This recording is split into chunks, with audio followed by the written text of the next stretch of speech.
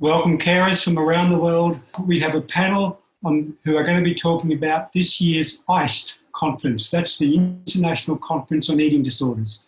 We expect to hear what is most valuable, what's new, what was unexpected, what was challenged, what was reconfirmed, and what are our speakers' impressions and thoughts. To moderate the panel session, I'm again delighted to bring Nicki Wilson onto camera, who is going to introduce the panel and moderate the conversation. If you haven't met Nicki, Nicki is the chair of Eating Disorders Association of New Zealand and the immediate past chair of the board of F.E.A.S.T. So thank you, Nicki. I'll hand over to you. Thanks very much. Hi, everybody, and welcome to this afternoon's session. Really, it's a great honour for me to be amongst these amazing individuals who play such a large part in the eating disorders world globally. And I'm excited about this discussion. As Gordon referred to it, the ICED conference, International Conference of Eating Disorders. Some people call it ICED, others ICED. I do refer to it as ICED. The ICED conference has been run every year for years now and put on by the Academy of Eating Disorders, the global organisation. The conference this year has been held in collaboration with the Australia and New Zealand Academy for Eating Disorders and the Academy for Eating Disorders, and it was supposed to be in Sydney. And in fact, it was going to have finished yesterday. That conference is carrying on. It is an online conference, just as this Feast of Knowledge conference is now an online webinar, and it is going on for longer in order to, and Anthea will probably be able to tell us more about that, in order to give more options to people in different time zones. But the basis of the Feast of Knowledge has been that we have, for the last 2 years, held it in the same city the day after the ICED conference in order to tap into the gathering of experts from all around the world who've come together for the ICED conference and share that they have been sharing the latest in knowledge and experience in their presentations and in their discussions with their colleagues. And we felt that it was a great opportunity to make that content and those experts and their expertise available to parents and other family members who may not have been able to attend the ICED conference, but could come to a one-day event held by F.E.A.S.T. So that has been the basis and the principle of the purpose of holding the Feast of Knowledge conference. And we're thrilled to be holding our third Feast of Knowledge conference, this time online. And of course, it's meant that so many more people from around the world have been able to attend because it is online. So that is one good outcome from what has been a pretty unfortunate situation for everybody, I have to say.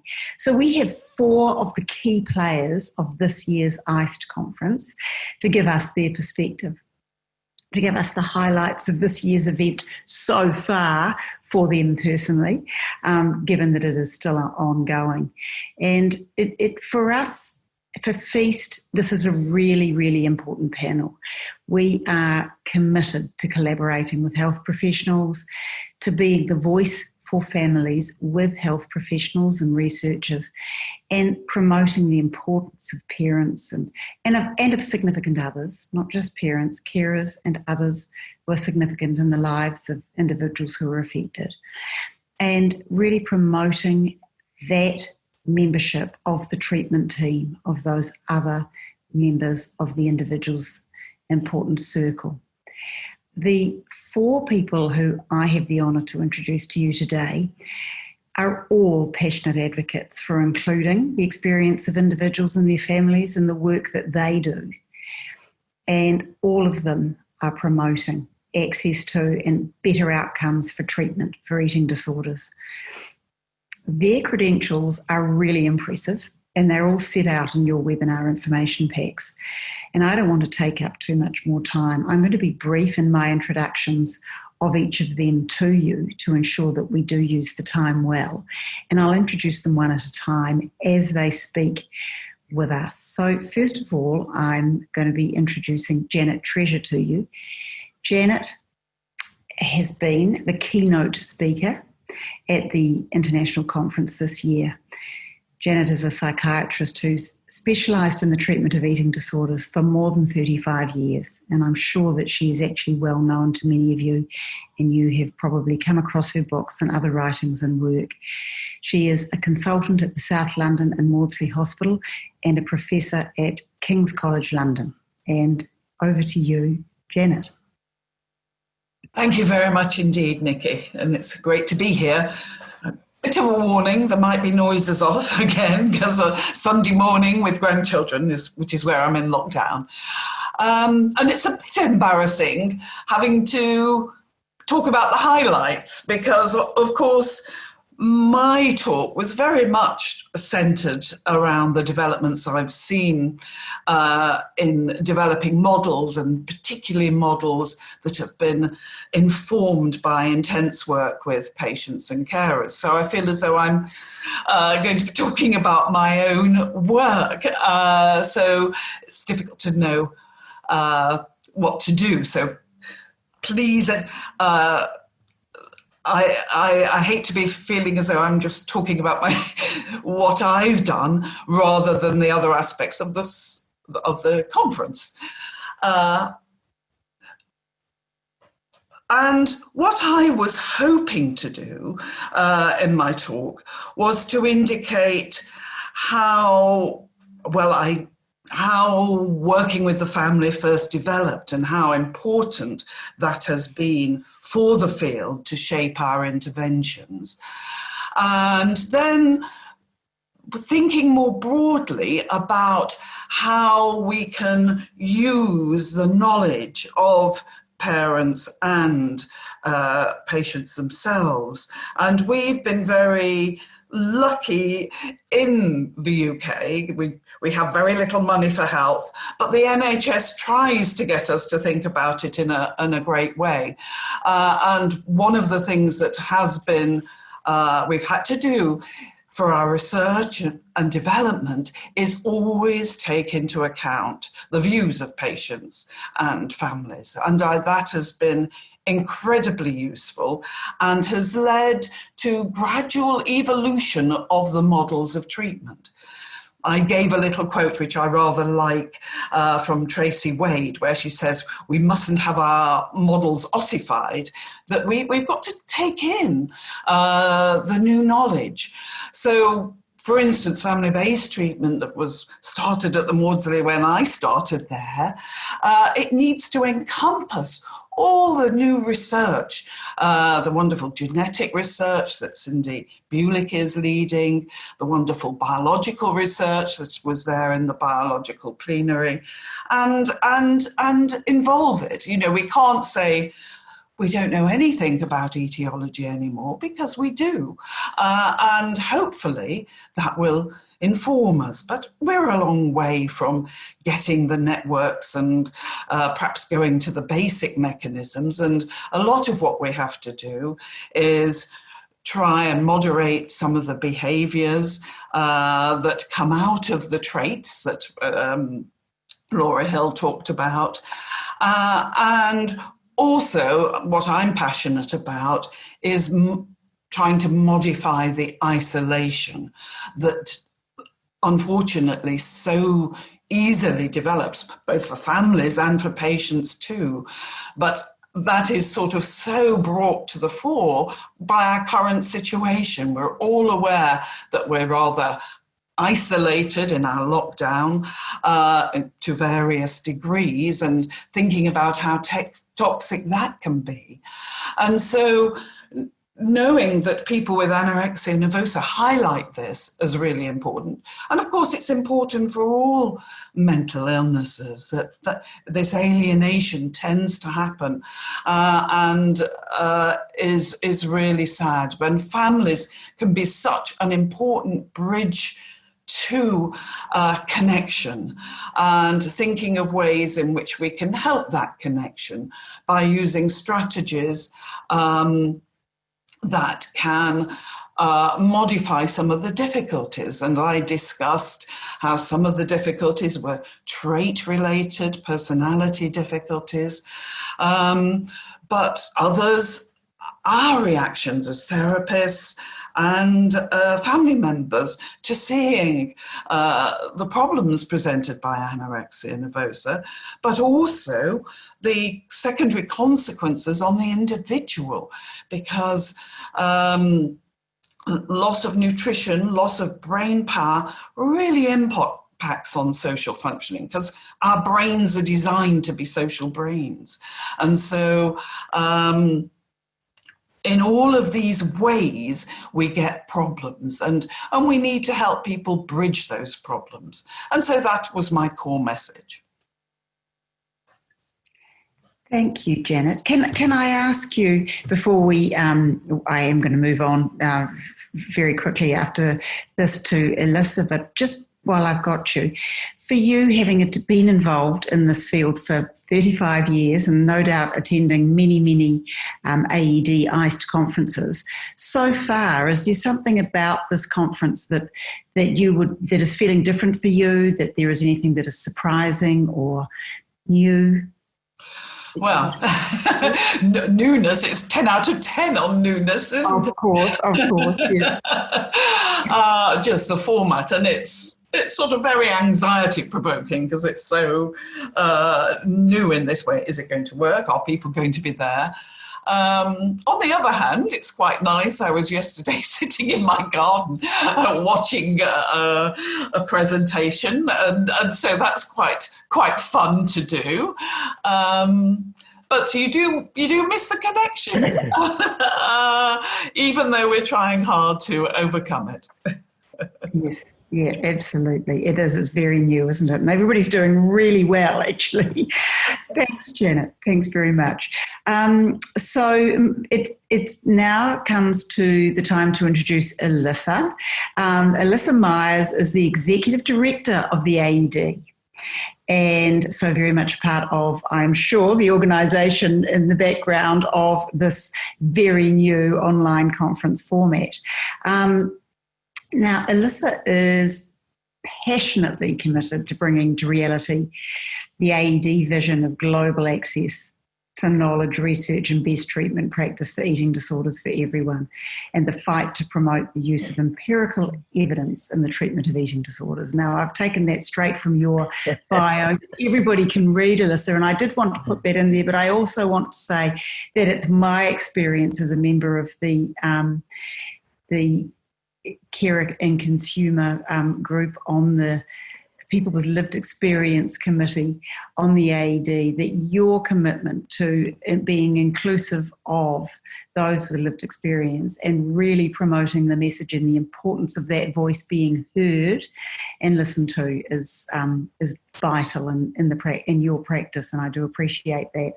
So I'd like to hand over to you to discuss AED so far.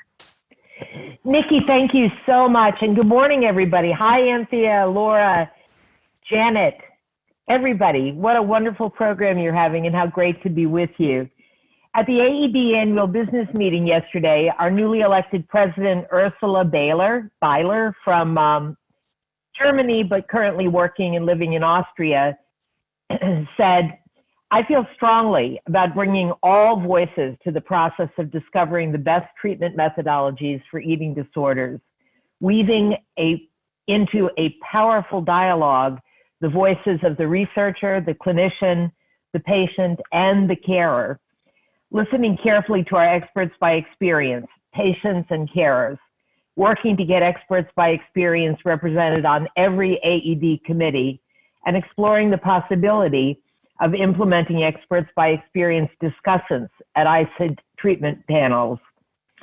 We at AED, and I myself personally, Nicki, thank you for knowing it, it's true, feel so strongly about our relationship with F.E.A.S.T, with your board, with my many friends within F.E.A.S.T. I am just amazed at the work that you all are doing and the important resource that you provide on a 24/7 basis to your families and carers around the world. We're excited about your meeting this week, and I'm really honored to have been asked to be a part of it. I'm also excited to report that the AED conference that has been mentioned, the International Conference on Eating Disorders in partnership with ANZ, is a record breaker for us. We had so much looked forward to being in Sydney for ICED. Anthea, I very much wish I could walk the bridge with you after our session. I love Sydney and hate not being there in person. A few short months ago, we couldn't imagine not being together in person. But as news of the pandemic spread and we began considering our options, and then when the Sydney International Convention Center was shut down by the government over our dates, the decision to cancel our live event was made for us. After a short period of what was honestly immobilized panic, the AED board convened a special Sunday afternoon board meeting and made the decision to proceed with the phenomenal program that had been put together by the scientific committee under the leadership of Anthea Fursland and Gerald Colzo, and to hold the event virtually. And that's when the fun began, putting together workshops, panels, and plenaries with more than 300 speakers spread out across 24 time zones for delegates everywhere in the world. I have a printed spreadsheet now right above my desk where one of my favorite pictures used to be that shows the time zone conversions everywhere. So I always kind of know what time it is somewhere. And we were off. Everyone pulled together, meeting and speaking at all hours of the day, learning to master the art of looking good on Zoom. I'm still working on that. Without the cost of meeting space or food and beverage, we were able to significantly discount the registration fees. And of course, a virtual meeting requires no travel cost. And as a result, I'm really delighted to report that we are well over 1,600 delegates. Our previous high attendance was in New York last year with 1,440. So it's a big leap forward and still climbing. And these delegates are from, drum roll please, 63 countries. From across Europe, Latin America, North America, the Middle East, Asia, and of course, Australia and New Zealand. We had attendees from Japan, Malaysia, India, Haiti, France, Germany, Dubai, Saudi Arabia, Qatar, and so many others. Individuals who had been priced out of attendance at previous meetings have been able to join us virtually.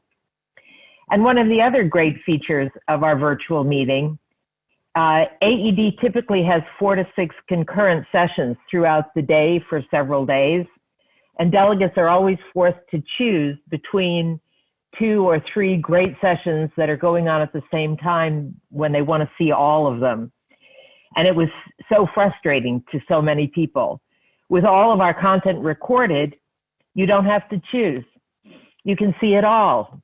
And you can see it in the comfort of your home or office, or even on the move on your cell phone. As Janet said, she was gardening. One of our members said yesterday, I watched the best lecture while I was washing the dishes last night. One of my favorite things about meeting together on Zoom is to see the puppies and the kittens and the kids that pop in and out. It's not a distraction, it's an enhancement to the experience. I think it makes us all more real as people. We don't have our conference face on. We're in our own space and being together. I loved seeing your guitars, Janet Treasure, behind you. I have to follow up with you and ask you more about that. And one final surprise that has excited me was that the virtual events that were so beautifully planned by Jo Titterton and her team are a phenomenal success. It's not the same, of course, as being at a coffee break. You don't get any coffee unless you bring your own, or cocktail hour. You don't get any wine unless you bring your own. But it's been so much fun to watch our members arrive at a live Zoom platform, 200, 300, even 500 delegates, and then get broken up into little breakout rooms where they can talk about the programs that they've seen, or get to know each other, introduce each other, and talk about issues that are important to them, or just talk about life. I think that it presents an opportunity for us to do between conference events that gather people from around the world. It's just so much to think about, so inspiring. I'm both saddened and excited to announce today that our board at our board meeting this past week, the AED board, drum roll again please, made the decision to once again create a virtual event for ICED 2021 and not cancel, but delay our ICED in Monterrey, Mexico until 2022. You will, of course, hear much more about this, but for now you can be confident that we are moving forward with a cautious plan to build on all that we learned this year from staging a virtual meeting to make next year's event even more spectacular, full of content, more social opportunities, and we hope more involvement from all the corners of the world. And Anthea, I'm counting on you. I know you said, no, not again, but I am counting on you to help us keep pulling this together. So with that, I'll end for now with profound thanks for the great work that F.E.A.S.T is doing. I'm so proud of you and so proud to be a part of this important organization. I hope your meeting continues to be wonderful. I've been popping in and out of your sessions and loving it. So go F.E.A.S.T. I'm proud of you. Thank you. Thank you, Elissa. And can I just acknowledge that it's 1 a.m. your time. So we are just so grateful to you to be joining us right now. It's a huge effort, and we are very, very grateful. And it is proof of your incredible commitment and the wonderful work that you do. Can I ask you a couple of quick questions? Was there a theme for ICED this year that you stuck to, or that had to change as a result of the change of format? Anthea is going to kill me. The theme is looking at the world in a new way, upside down. Anthea, help me. Taking a different perspective. Exactly. Thank you. It is 1 o'clock in the morning. And one more question for you. AED welcome parent membership, I understand, and there was certainly, a favourable rate for people with lived experience to register for the conference. What's your parent membership like? Is it a growing group? It is a growing group, and it's so important, again, because the parents bring a perspective that is so critical to the work of the researchers and the clinicians. I should have mentioned too, although it's a slight digression from your question, Nicki, that AED is extraordinarily committed to diversity and embracing voices of all kinds, so that we make sure, not just in our conferences and in our gatherings, but in the research that's done in the field, that we're truly getting diverse perspectives and diverse profiles of the people that we're studying. AED has a committee called the Experts by Experience. We used to call them patient carers, they are, but experts by experience, people who have lived with this and understand in a uniquely deep way. And that committee has done all kinds of wonderful things. One of the things they did recently was put out 10 tips, three documents, 10 tips for clinicians, 10 tips for patient carers, and 10 tips for researchers. And they're available at no cost, of course, on our website. And the really exciting thing they're working on now is a series of webinars that will feature unique segments, people that have experience, experts by experience, that are, for example, from marginalized communities or that are from different places on the globe. And those also will be front-facing on our webinar, and all of your members are most welcome to come and experience them on an ongoing basis. And we love your website and love the great things that are on it. Thank you. Wonderful. The collaboration is improving and increasing all the time. It's really exciting. Thank you so much, Elissa. So I'll introduce Anthea now, who is the co-chair of this conference, and I can only imagine it has been a mammoth undertaking. And talk about pivot. What's one of the words lately that we're using a lot, and it must have been a really big job. to briefly introduce you, Anthea. Anthea has worked for 40 years in the eating disorders field in the UK, in the USA, and now she resides and works in Australia, providing treatment as well as support and training and consultation to others in the field.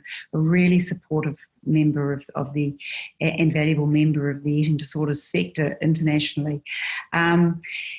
Anthea, I know that you're ready to speak to us, but one of the things I'm hoping that you may cover is just explaining to the audience, what is ANZ, ANZ, AED, maybe the first time that some people have heard that acronym. Thank you, Nicki. It's the Australia-New Zealand Academy for Eating Disorders. We were the first sister organisation of AED, and this is the first joint conference that AED has held with another organisation. And we are bitterly, bitterly disappointed not to have you here in Sydney, but because I think our whole membership could have benefited so much for having the international expertise on our shores. I wrote to Gerald last night about this. I'm still grieving in a way. And one of the things is I also am very proud of what we do in Australia and New Zealand. Daniel LaGrange, I remember years ago, said we punch well above our weight.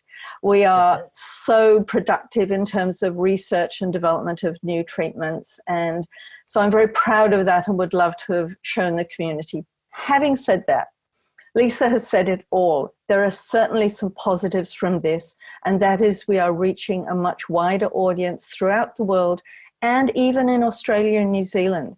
As you know, Nicki, a lot of people from New Zealand don't come to Australia to conferences because it's too expensive, even to fly across the Tasman.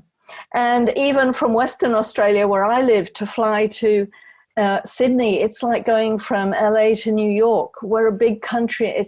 Flights are very expensive here. Accommodation is expensive. So this conference has enabled us to broaden our membership and to reach a wider audience. I'd like to echo what Lisa said. We've been very supportive of reducing rates for carers and consumers to make the conference, even when it was going to be in Sydney, more accessible, and certainly when it went virtual. I'd like to thank Janet. Janet has been a hero. She hasn't been working 35 years. She's been working longer than me, 40 years. It's a long time. And 40 years ago, there weren't many people working in eating disorders.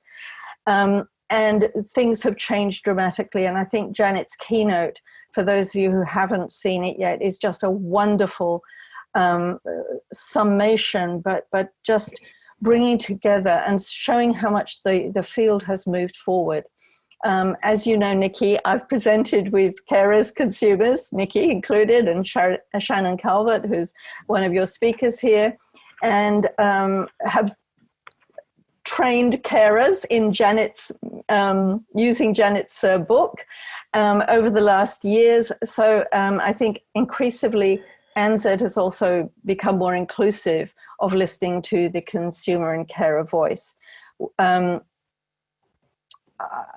During my presidency of ANZ nearly 10 years ago, I started thinking about having what we started calling a consumer carer committee, and consulted AED on that. And we did actually finally develop a committee, and now we're also in the process of perhaps changing its name to Lived Experience. So it's an ongoing development. But I think we recognize as researchers, as clinicians, that we're all in this together. We all want the same thing. We all want fewer people to develop eating disorders.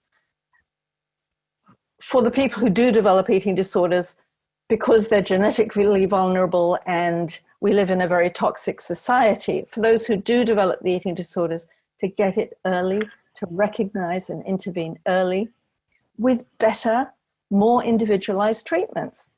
As Janet has pointed out, we're looking at traits, and Laura Hill brought this up in her wonderful plenary summation. We're dealing with traits now. We're identifying traits. We can specialize. FBT, I love that idea of not letting treatments ossify. We need to develop. So FBT 20 years ago, 10 years ago, shouldn't stay like that. It should be developed. And certainly in Australia, we've had papers published. Kim Hurst has published a paper on adding perfectionism into FBT. We've got other modules on mood management to enhance FBT. CBT has been enhanced. Mantra focuses, treatments are becoming more individualized. And I'm really proud, I don't want to go on too long, but the conference here, we have a plethora of workshops that could be really interesting to your community. I'm very impressed by how your community of carers and supports are so interested in learning more, because I believe knowledge is power, and we need to all learn more. So there are workshops on recovery, on social justice, on Maudsley in the 20th century. We've got plenaries. 2 of our 4 plenaries have members with lived experience on them. So I think we are, as a field, moving forward, and we always need to, always need to keep improving.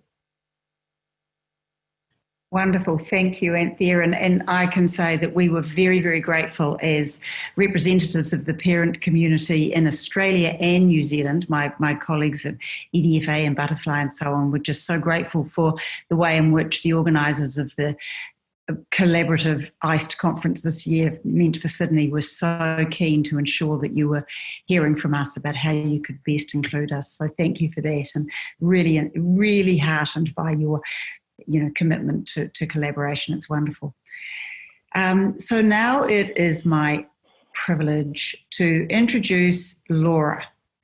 Laura Collins Lyster-Mensh is the founder and the executive director of F.E.A.S.T, and she has been tireless in her work to ensure that families are heard, are included, are valued by health professionals and researchers. And she needs no further introduction. I would like to just hand over to Laura to speak for herself. Welcome, Laura. Thank you, Nicki. This is a tremendous honor to be on a panel with the 4 of you.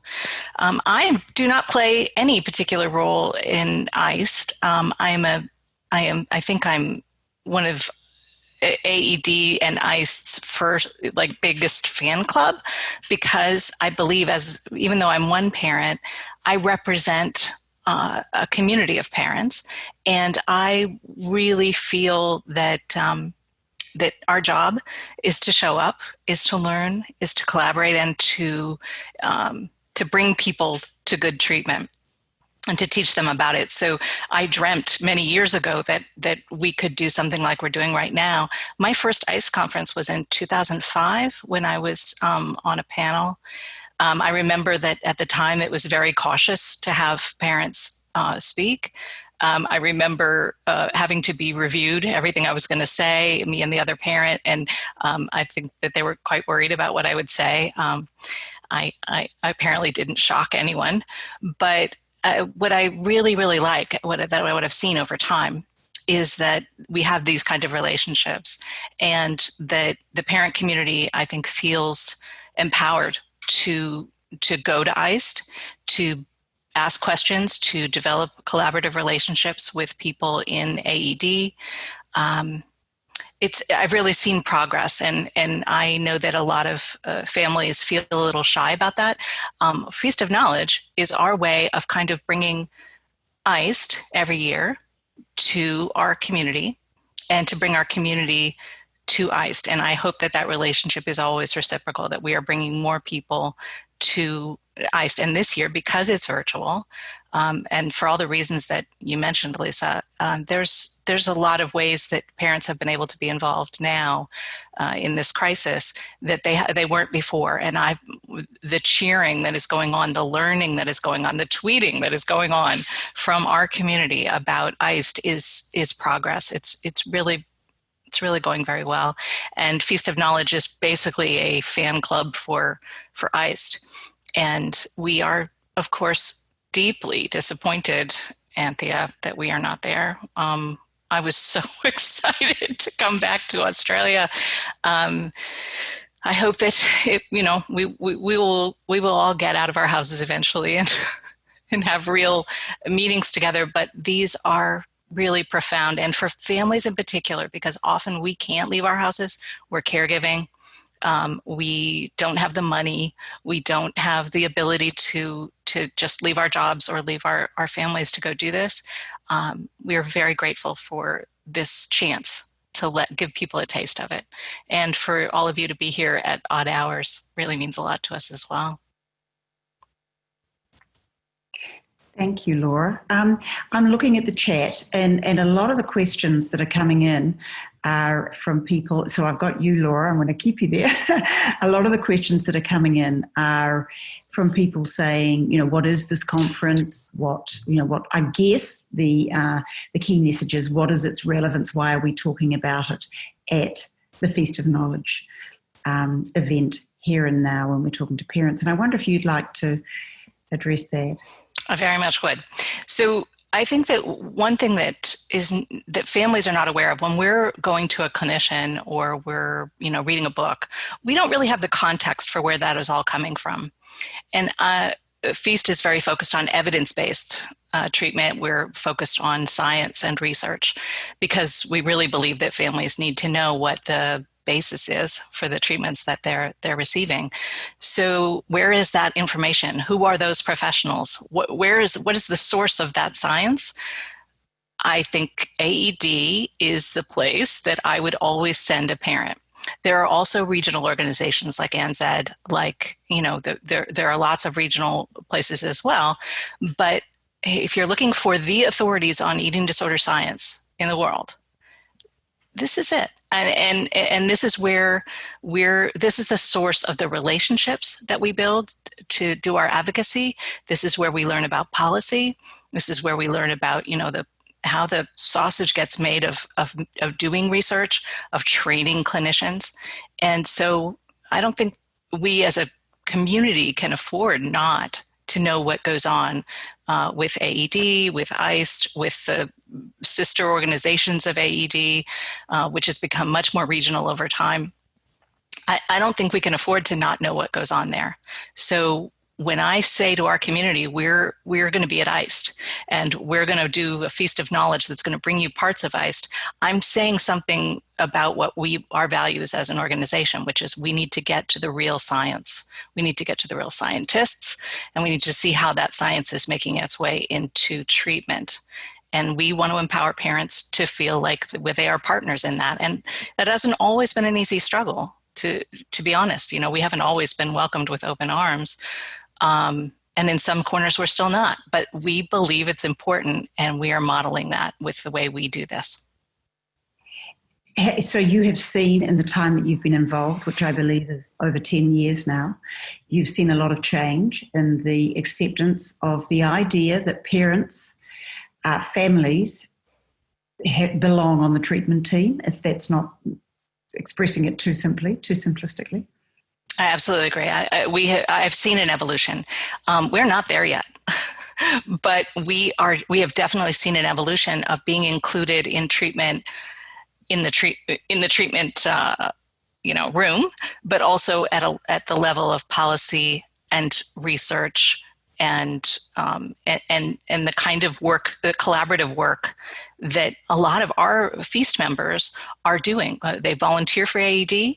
They are part of creating materials, and I am honored very often to be called on to look at research studies before they're submitted, so that we can actually get in a word on our perspective on it. And often we get to change things before they're codified into the rules of a study. I don't know that parents really understand how much power we have. And I think FEAST is one of the ways, by being part of FEAST, by supporting FEAST, you're actually representing all the other parents who don't have the bandwidth at the moment to do that. You're helping a lot of people when you show up, or when you help us show up. It has an impact. And I don't think parents are aware of how much power we have to influence and to change things. And yes, I've seen a lot of changes over time. Good change. And we're very grateful to the work that those parents who've come along lately, and I'm one of them, we're very grateful for the work that FEAST has been doing. We actually only have a couple more minutes, and the questions that have been coming in have really been related to, can we have access to the slides and the information that's coming out of the ICED conference? How can we get more information about Janet's keynote? Is that available to people who didn't register for the conference and so on? And I think that perhaps that's something that we could we'll answer those questions in writing to the attendees, because I know that that's something that's coming in and people are not having those questions answered at the moment. But really, I would say that as in any conference, you need to be a registrant in order to receive access to the material that occurs at the conference. But just while we've still got a couple of minutes left, and we've got these 4 amazing leaders in the field of treatment and eating disorders here together, is there anything that you would like to share together? Laura, is there a conversation that you'd like to have with Anthea and Janet and Lisa? Is there a question to ask, something that you think would be beneficial to our audience of mostly parents?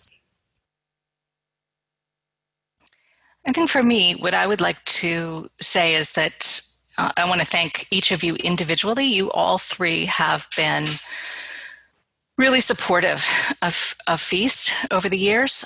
2 of you are advisors to FEAST. We really value what you bring to our community and the work that you do for our community in many ways. I would like to ask, in what ways can FEAST do more to support the kind of work that all 3 of you are doing?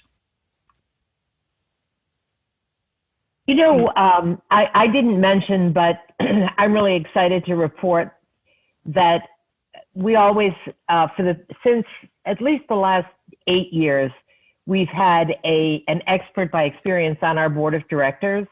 And this year, our expert by experience on the board of directors is an Australian, June Alexander, who has such a special, powerful voice and ability to communicate from the community. So you can also talk to Laura or talk to June. Let us know what you're thinking and what you're working on.